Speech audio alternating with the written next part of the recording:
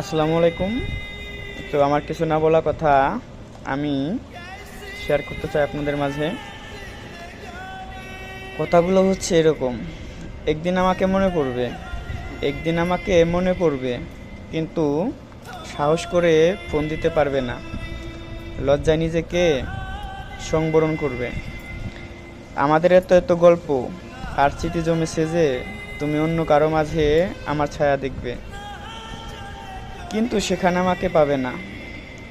একটা আক্ষেপ জন্ম নেবে তোমার ভিতরে। রাত গভীর হলে আমার ফেসবুকওয়ালা রাত গভীর হলে আমার ফেসবুক ওয়াল ঘুরতে মন চাইবে। হয়তো সব বাধা ভেঙে মনের সাথে যুদ্ধ করে হলেও আমার পোস্টটি দেখে হাসবে,